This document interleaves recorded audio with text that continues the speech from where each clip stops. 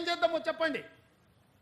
మీ తాత సొమ్ము మా తాత సొమ్ము ఇచ్చేది లేదు. ప్రజలు కట్టిన పన్నుల నుంచి పేదలకు ఇవాళ 12,000 మంది బఫర్ జోన్లో లేకపోతే నదీ బెడ్డులో మూసి పరివాహక ప్రాంతంలో ఉంటే 15,000 డబల్ బెడ్రూమ్ ఇండ్లు ఇవాళ మనం కేటాయించడానికి నేను ఆదేశాలు ఇచ్చిన.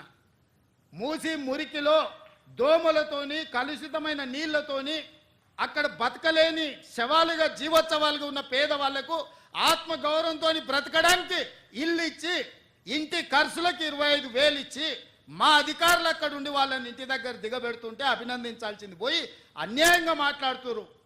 డబుల్ బెడ్రూమ్ ఇల్లు కంటే ప్రత్యామ్నాయం ఏముందో చెప్పండి. పంచుదాం, ఇది ప్రజల సొమ్ము, మేము సిద్ధంగా ఉన్నాం బాధ్యత తీసుకోవడానికి.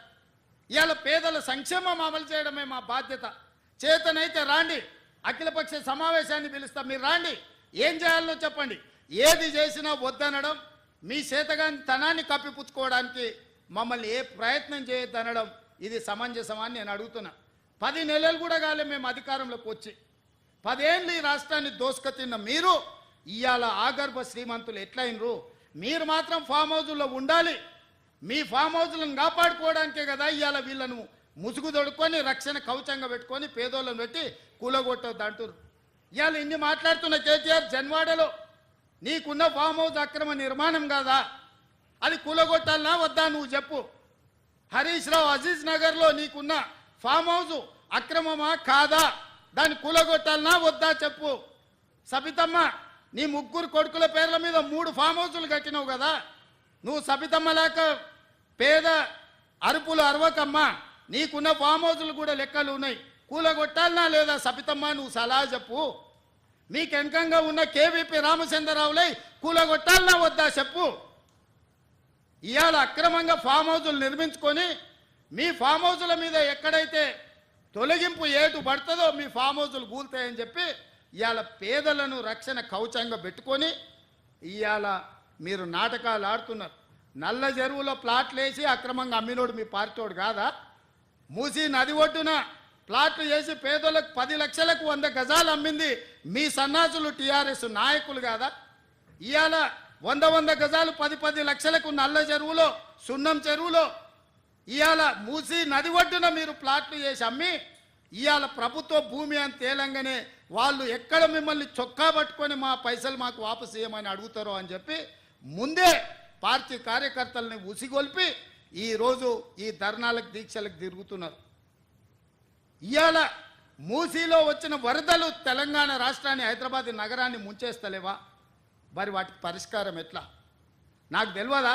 ఇవాళ కొంతమంది పేదలు ఇండ్లు తీస్తే వాళ్ళకి దుఃఖం ఉంటుంది, వాళ్ళకి బాధ ఉంటుంది, వాళ్ళు కొంత ఆవేశంగా మాట్లాడతారని నాకు తెలియదా? రాజకీయంగా లాభమో నష్టమో ఉంటుందో నేను అంచనా వేయలేనా? 20 ఏళ్ళు ప్రజాక్షేత్రంలో ఉన్నోని, ప్రజలలో తిరిగినోని, పేద ప్రజల కష్టమేందో తెలియకుండానే తెలంగాణ రాష్ట్రానికి ముఖ్యమంత్రి అయినా. కానీ నగరాన్ని కాపాడుకునే బాధ్యత మన మీద లేదా? మీరు ఆలోచన చేయండి. ఇవాళ హైదరాబాద్ నగరానికి తాగునీరుని అందించిన ఉస్మాన్ సాగర్, హిమాయత్ సాగర్లో బల్చినోళ్ళు బల్చి కొట్టుకుంటున్నోళ్ళు ఫామ్ హౌజులు కట్టుకొని వాళ్ళ డ్రైనేజ్ తీసుకెళ్లి ఆ గండిపేటలో హిమాయత్ సాగర్, ఉస్మాన్ సాగర్లో కలిపితే వాళ్ళ డ్రైనేజ్ నీళ్లు హైదరాబాదు నగరం తాగాలనంట.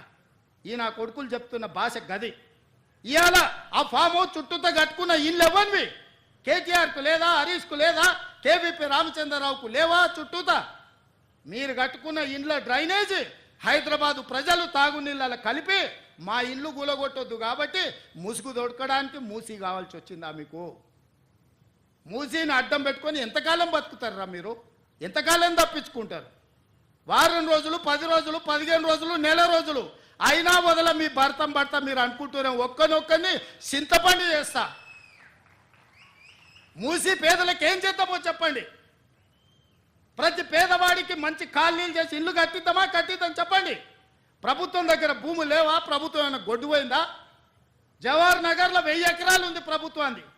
మూసీలు ఉన్న పేదోళ్ళందరికీ తలా 150 గజాలు చేసి ఇచ్చి ఇందిరమ్మ ఇల్లు కట్టిద్దాం. రాండి సన్నాసులారా, ముందుకు రాండి, పేదోళ్ళు కట్టిద్దాం. ఎవరైతే నమ్మి మోసపోయి కట్టుకున్నారో వాళ్ళ ఇల్లు కట్టడానికి ఎంతైందో నష్టపరిహారం ఇద్దాం, ప్రభుత్వం ఖజానా నుంచి పంచుదాం. రాండి, అందరం కూర్చొని పంచుదాం ఒకటే వేదిక మీద. ఇవాళ ఈ ప్రాంతంలో ఎంపీ ఆయన మాట్లాడుతున్నాడు. ఇక ఆయన గురించి నేను ఎక్కువ మాట్లాడదలుచుకోలే, కానీ ఆయనకు బాధ్యత లేదా? ఎంపీకి గెలిచినావు కదా, మోడీ దగ్గర నుంచి ఏం తెస్తావు తీసుకురా. గుజరాత్లో అహ్మదాబాద్లో సబర్మతి రివర్ ఫ్రంట్ నరేంద్ర మోడీ కట్టుకోవచ్చు.